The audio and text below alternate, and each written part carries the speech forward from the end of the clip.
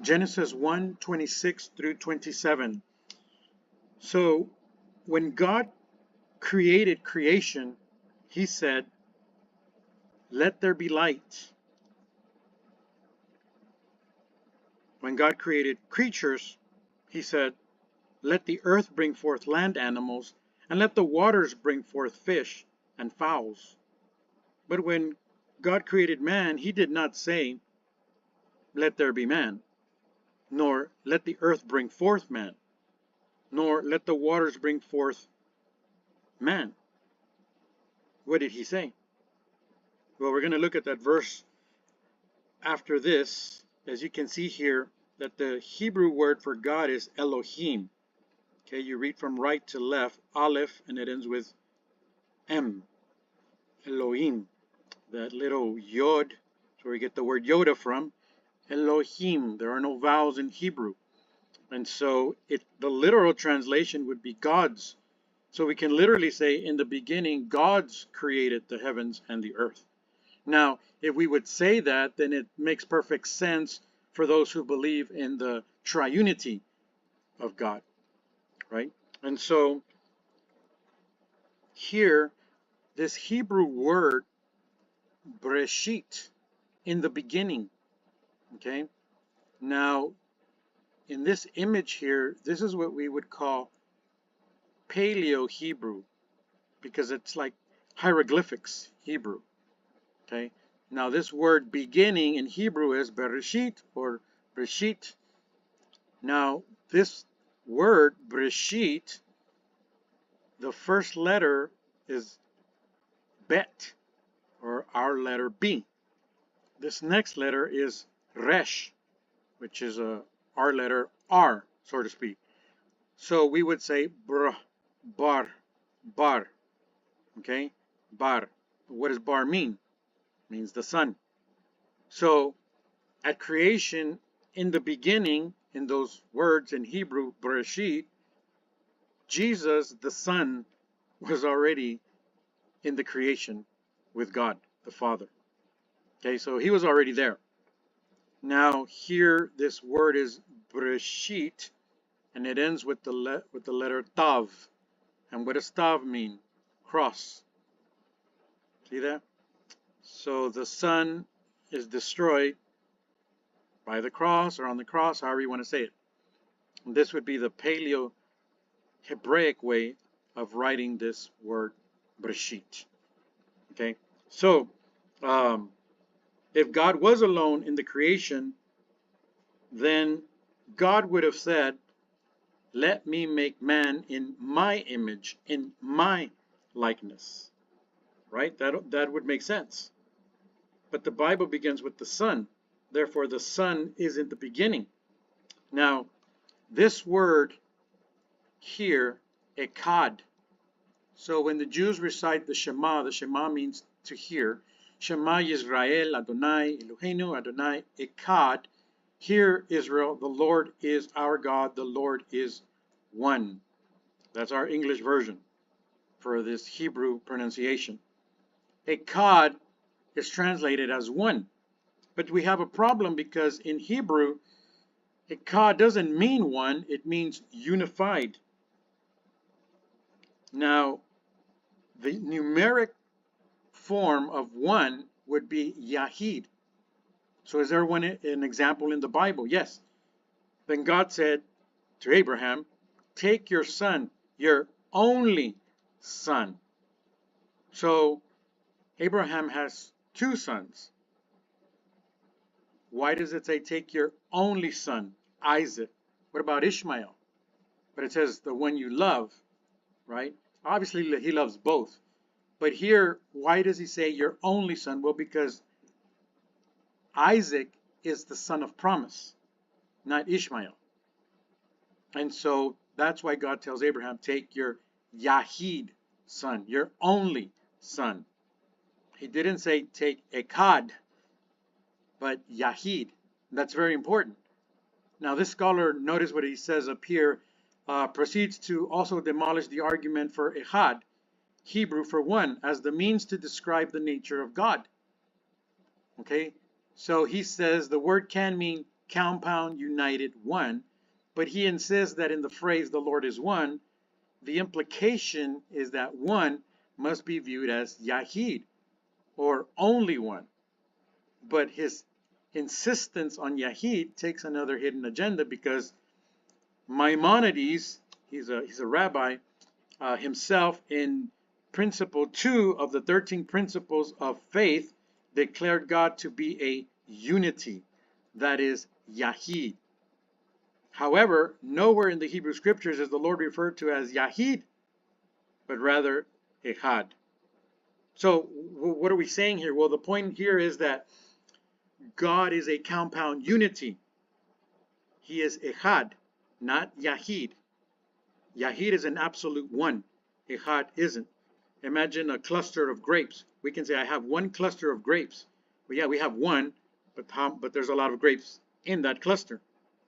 And so what Maimonides did, the Jewish philosopher and rabbi, what he did is he took Deuteronomy 6:4 in his 13 principles, or his articles, and he put the word, "Hear, O Israel, the Lord our God is Yahid," absolute one. And that's not what the Bible is saying. The Bible is clearly saying in Hebrew that he is Echad, compound unity. And so the first question that some would ask is, who is God speaking with? Some say angels, or human beings, or a heavenly host known as the sons of God. Some would discover the answer from, extra biblical sources outside the Bible, like the book of Enoch and all these other ridiculous books. Others find the answer in the Bible. Some argue that Genesis 6:1-2 speaks of the sons of God who saw the daughters of man and took them as wives for themselves. So there are some theories of who the sons of God are. First, it could be the sons of Seth, human descendants of Adam. The daughters of men is the evil line of Cain. Okay, and that was supposed by Origen and Augustine of Hippo. Number 2 is the sons of God are angels. Now remember, angels in Hebrew or Greek just means a messenger, not something with wings, but just a messenger. Okay, but anyway, so the sons of God are angels. That's, the theory that appears in early records of the Dead Sea Scrolls, and it's mentioned by the Jewish historian Josephus. Okay, so it could be angels, is what one of them says. Okay, number 3, the sons of God are defiled kings of various Canaanite deities. That's the scholarly view. Okay, and a fourth one is that the sons of God are the Israelites, according to the Dead Sea Scrolls.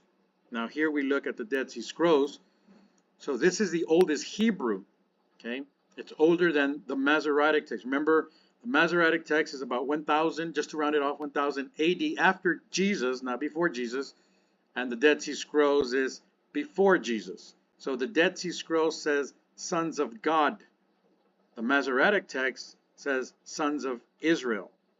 Okay, and that's why some think, well, it's the sons of Israel from the Masoretic text, but the Dead Sea Scroll says sons of God.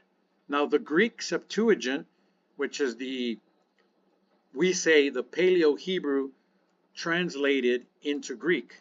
We don't say Hebrew translated into Greek, because then what Hebrew are we talking about? The Dead Sea Scrolls Hebrew or the Masoretic text Hebrew? Well, the Paleo-Hebrew, it's older than the Dead Sea Scrolls. Now, we don't have any, manuscripts of it, but we have evidences within the Dead Sea Scrolls when they were discovered in 1948. Okay, so the Greek Septuagint says angels of God. So in other words, a scholar is going to go to the oldest Old Testament verses or Bible to see what did it first say. And obviously the Greek Septuagint is older, and it says angels of God, or we can say messengers of God. Okay, so another view is a plural of majesty. Now if you see here the Queen, what do we mean by plural of majesty? Well, the Queen of England, she could say, we are not amused. See the plural? We. So she's speaking like for the whole country. So the let us is a plurality of God, a triunity concept. The issue with this view is that it hints at the idea, for example, of a three-headed image when we think of Trinitarian. I prefer the word triunity, not Trinity, because when back in those days, if you say Trinity, they're thinking actually three. 1, 2, 3, three-headed image, in which this view is limiting God to only three manifestations. Therefore, from this view, any plural has become three and no other number, because man made it so. But we cannot say that God only has three manifestations. How do we know this? Well, because he manifested to Moses as the burning bush. So there are more manifestations. And so Maimonides, here, the statue of Maimonides, okay, said that this verse means that God was talking to the earth in saying, let us make man. You, the world, will give man the physical component of a human being, and I, God, will give the spiritual component by the breath. Ecclesiastes 12:7 says, and the dust returns to the ground it came from, and the spirit returns to God who gave it. So in other words, what's happening here is that whether you're a believer or non-believer, according to Ecclesiastes, right, you're dust and you return to the ground, but the spirit returns back to God. Well, what is the spirit? It's the breath of God. So if an animal dies, what keeps it alive? Well, the breath of God. If a human dies, what keeps it alive? The breath of God. So the breath of God returns back to where it came from. It goes back to God. So the phrase son of God or sons of God appears in the Old Testament 5 times, twice in Genesis chapter 6 and 3 in the book of Job. So we already mentioned Genesis 6, 1 through 2, and then they are mentioned a second time in Genesis 6:4, which mentions the sons of God came into the daughters of men and bore children to them. But what kind? If that really happened, but what kind? Well, the union mentioned here have given birth to giants called men of renown. So this is similar to the pagan stories of the demigod, who are basically offsprings of the gods mating with humans. Okay, so they get this view from the book of Enoch. Now, the book of Enoch is not considered inspired, not even by the Jews. Okay, and so this view from Maimonides is the one that I will agree with than even all the traditions or the other views that we've heard. I believe that God was talking to the earth and saying, let us make man. You, the world, like Maimonides said, will give man the physical component of a human being, and I, God, will give it the spiritual component through his breath. Okay, and so the book of Job mentions the sons of God, I think about 3 times, but in its context, the first 2 are about a heavenly council meeting with God in Job chapter 1, verse 6, and Job chapter 2, verse 1. So the sons of God came to present themselves before the Lord and Satan. And in its Hebrew context, the accuser here is not accusing Job, he's accusing God. Okay, the accuser here is not a personal pronoun. He is not the devil. The accuser was among them. Now, the interesting thing about this book of Job is, if supposedly they're in heaven, who's writing all this? Who's the witness? What human being is there to write all this? Right? So Satan or the devil is not a personal pronoun. Okay? And so it would not make sense to say these sons of God are pagan kings. And it wouldn't make sense to say that they're the sons of Seth. If the purpose of this heavenly meeting mentions God and his heavenly host are assembled to discuss matters that concern humanity, well, it wouldn't make sense. I mean, we would have more questions because who is writing all this down? Now, it would make sense to think that these sons of God are angels or some type of heavenly beings. Now, what kind of heavenly beings if all we know are angels? So the heavenly council is also mentioned in Psalm 82, and it mentions God, and I have it here. It mentions God standing among other gods and judging them. So in Hebrew it says the congregation of the El, or the divine, or God. Now, El can mean other gods, and it can mean pagan gods. Okay, so here it says beings, right at the top, beings. And the Hebrew word here, among the sons of the Elim. Now, Elim can be translated as mighty, the mighty God. See that?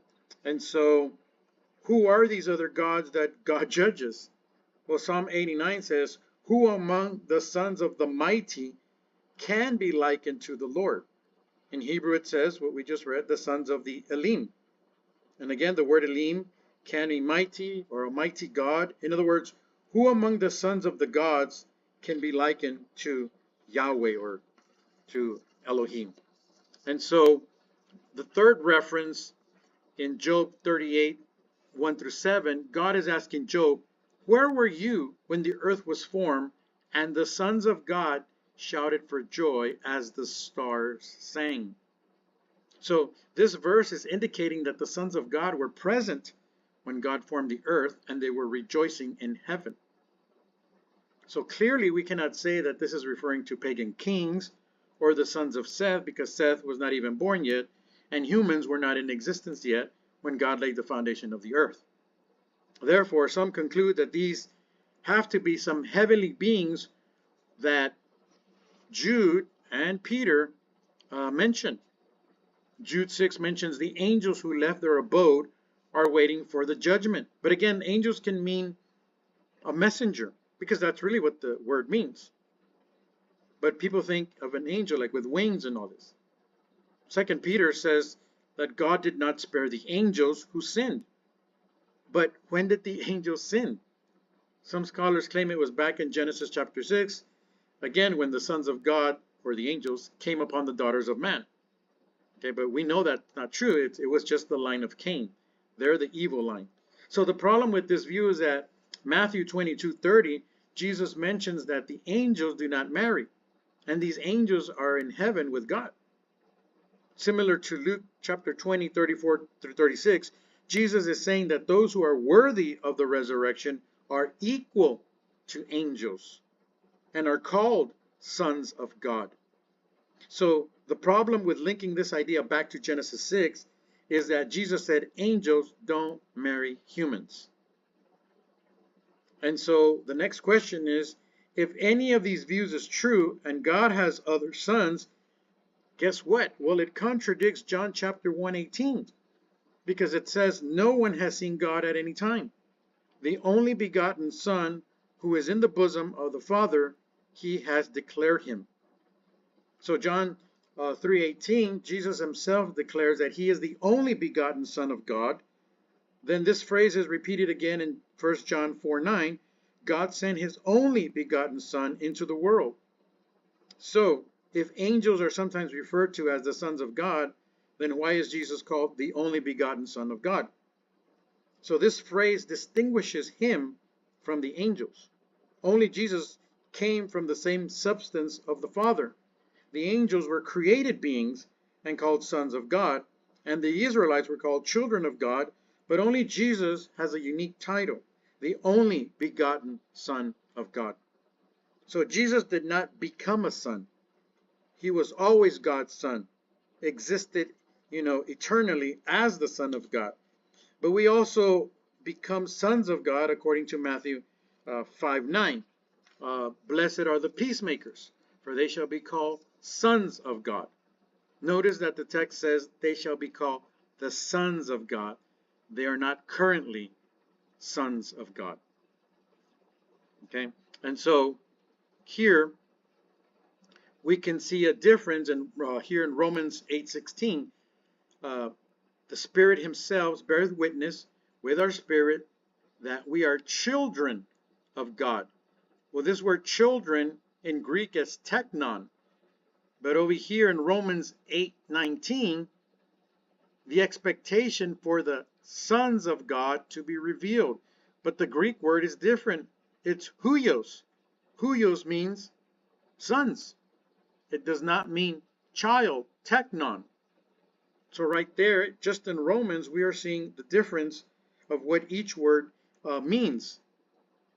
And so sometimes our Bible translations, if they would just say what the Greek says, it would help us see all these things. But if you translate, like some Bibles, Romans 8:16 might say that we are sons of God. And then Romans 8:19 says sons of God. So you don't see a difference in the English. So, but here's the thing. God cannot be speaking to humans nor angels. Why? Because the speaker who is God and the ones whom he is speaking to are of the same essence, the same nature. The words selemo in Hebrew, which means shadow, and demut, which means image and likeness, in the singular are attached to the plural personal pronoun our. The speaker is God. The ones spoken to are none less than the eternal God. Can't be humans. In Genesis 3:22, the speaker says, the man has become as one of us. Again, the speaker is the self-existing God and speaks to others who are the same nature as himself by the use of the expression as one of us. So God could not say such an expression in speaking to a created being like angels or man. The language implies the equality of the speaker and the one addressed. So the speaker in Genesis was not talking to other divine personalities who gave or who have the power to create. The Almighty has one image being uncreated. The angels being created have a nature and image essentially different from God. And so how can God be both singular and plural? How can Adam be both singular and plural? Well, the answer is that woman, Eve, is created or formed out of the man. They are created from one piece of the ground. They are not created separately from two separate pieces of ground. That is what distinguishes Adam, from the animals. And as the image of God, he is a singular dual being. So in Genesis 2, Eve is not found among the animals. If Adam had found Eve among the animals, it would have been because she was an animal. If she was found there and was suitable for him, it would also show that Adam is just an animal, although a very clever animal. What demonstrates that Adam is not an animal is that Eve is made from him and not from a separate piece of ground. The man, or Adam, is the image of God. The woman is not independently image of God. If she were created separately, then both were not the image of God, but both were only animals. Man is not the image of God without the woman. Without the woman being made out of him, Adam is not the completed image of God. That's why Paul says man is the glory of God and woman is the glory of man. And so she is the glory of man because she completes him as the image of God when she is made from him.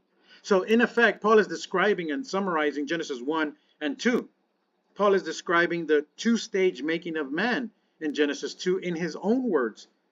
That's why Paul is saying that glory plus glory equals image. See that? So it is correct to say Adam is the image of God. It is not correct to say that woman is an independent image of God. For that would be two images and not like God, who is described as a singularity, plurality. Okay, so here we can see that Artemis of the Ephesians and the temple of Diana, Apollo and Artemis, what does this have to do with what we're studying? Well, the daughter of Zeus and Leto, twin sisters of Apollo, or twin sister of Apollo. Artemis was born before Apollo and helped her mother give birth to her little brother. She never married. So Paul and some of the disciples were having issues with the Ephesians. And so in 1 Timothy, notice that it says, for Adam was formed first, then Eve. Why is Paul writing that to Timothy? Well, because the Greeks were saying the opposite, that the woman was born first and then the man. And so that was the view, or the cultic view, among the women in Ephesus. And so maybe they began telling, a lot of Jewish women, hey, You guys got it wrong. The woman was created first. That's why we are able to vote or have this freedom, have our own Olympics and this and that. And so they're trying to persuade the women, and maybe the women begin to believe it. And that's why Paul has to write this to Timothy to tell them, no, it's not like that. Adam was formed first. Okay? And so we know that, Eve is a special and unique human being. She is the only living creature that is not made from the ground. All the animals in Adam were made from the ground. Eve was not. She has a special, unique place in all of creation.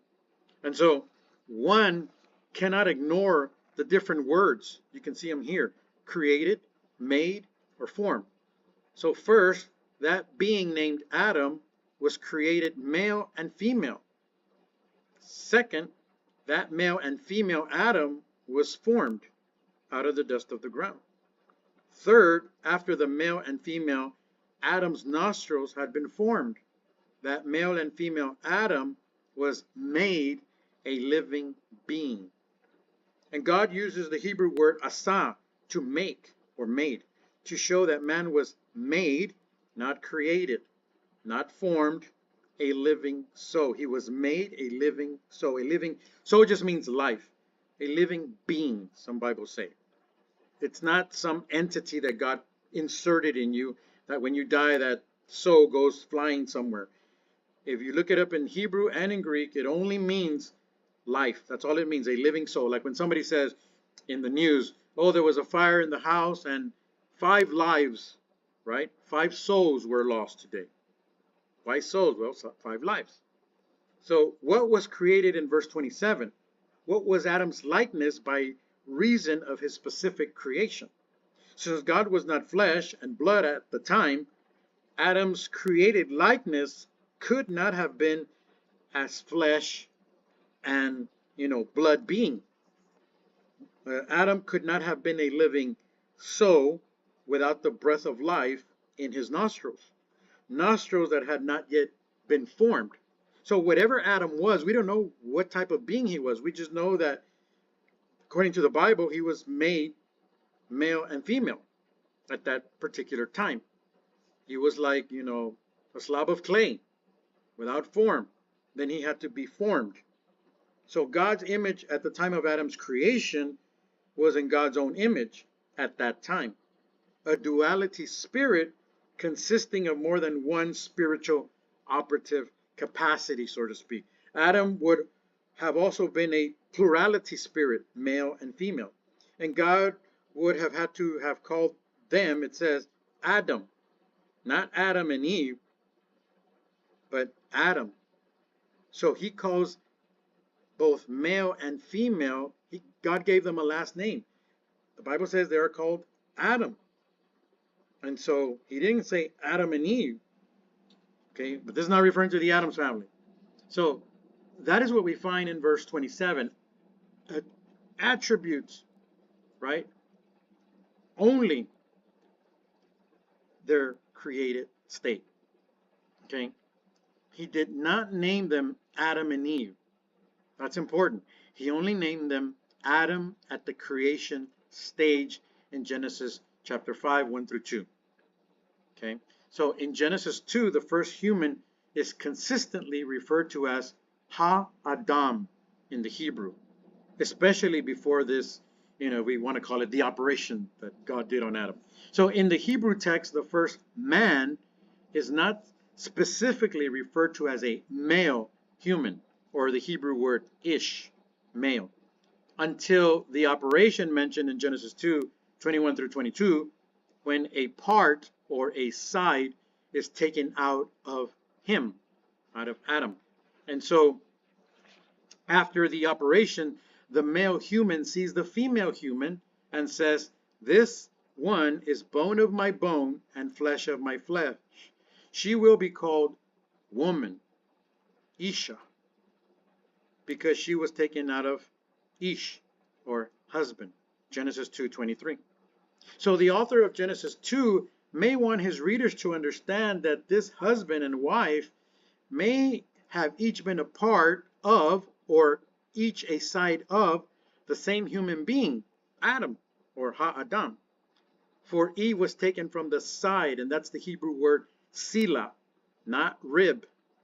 He was taken from the side of Adam. He was not taken from the rib of Adam. Okay? The Hebrew word for rib is Allah, not Allah like in the Muslim, but it's spelled differently, but it's this, the pronunciation is the same. Allah. That's the word for rib, and that word is not here in Genesis. It's sila. So he took a side. Well, what side? Well, you can see these images like this type from side to side, or from this side to side, and then God separates them. Right? Now notice here it says, the correct translation, therefore, is that God took a side out of Adam and created Eve. This means a whole side of Adam, one half of Adam, not a rib bone. The Hebrew word for a rib bone is Allah. That's found in Daniel 7:5. It had 3 ribs, Allah, in its mouth between its teeth. So the woman was not made from one tiny bone from the man. She was made from a whole half of the man. It is for that reason that Adam said that she is bone of my bone and flesh of my flesh. She was not just bone. When a man and a woman marry, the 2 halves from which they were created become one again. This explains why a man leaves his father and mother and is joined to his wife, and the 2 are united into one. There is that 2 and 1, echad, compound unity, right? And it makes sense. If Eve, if Adam said here, she is bone of my bone, flesh of my flesh, that means she had to have been taken from the side.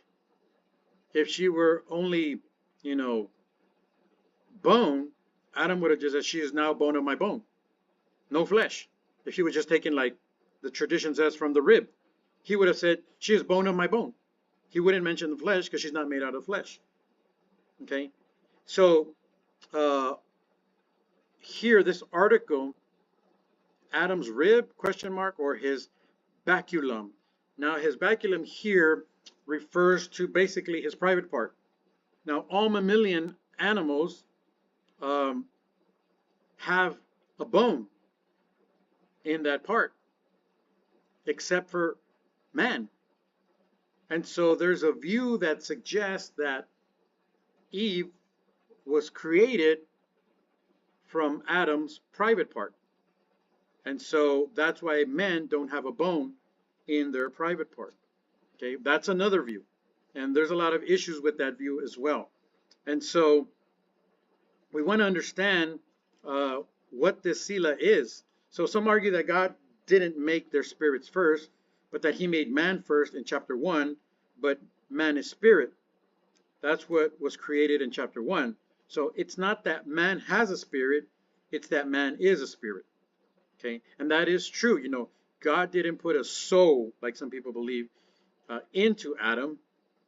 It says that he became a living being when God breathed into him. So he made man spiritual, with life first. Then in chapter 2, God gave man a body to put man into a living body, so to speak. Man became a living being. We do not have a soul, or the Hebrew word is nephesh. We don't have one. We are a soul. We are a life, nephesh. That's the Greek word. Okay? And so the word in, let us make man in our image, can be function or status. Translated as, let us create humankind to be our image or as our image. So how can a preposition like in be translated as to be or as? Well, for example, if one says, put the dishes in the sink, the preposition denotes location. If one says, I broke the vase in pieces, in denotes some result. If one says, I wrote the letter in pencil, it denotes some type of instrument. If one says, I work in medicine, it means I work as a doctor or a nurse. If one says, I work in education, one can mean that I work as a teacher or a principal. Some scholars claim that if intelligent life is ever discovered, then the Bible is wrong, because the image of God is intelligence, and we wouldn't be unique anymore. So the translators at times like to fix the text for you so that it makes sense. One of the key words here in Hebrew is the word bara, meaning to fill or fatten. So the translators say, that doesn't make sense, so let's look at the Latin.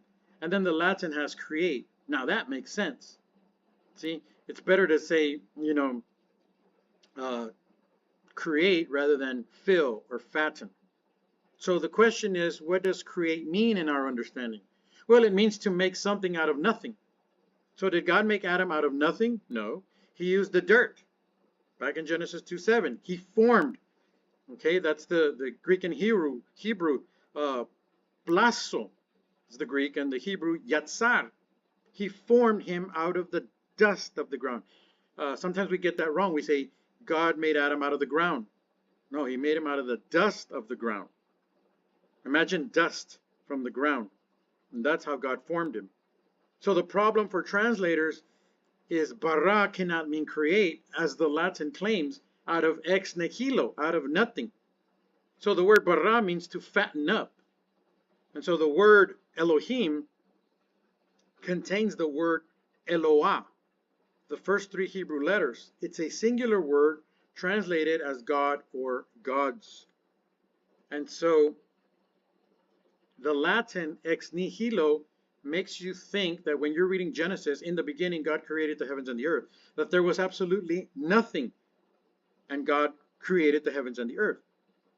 But the Bible, if you look up a Jewish Bible, in the English, it may be translated as God began to create. In other words, substance was already there. So it's not he created out of nothing, ex nihilo. He created from what was already there. In other words, God probably created everything. It was already there, like imagine clay. And then, okay, let me form this clay. So how did he make Adam? We said before, he didn't make him out of nothing. He made him from the dust of the ground. In other words, God used whatever was there. And he begins to form the earth and the universe.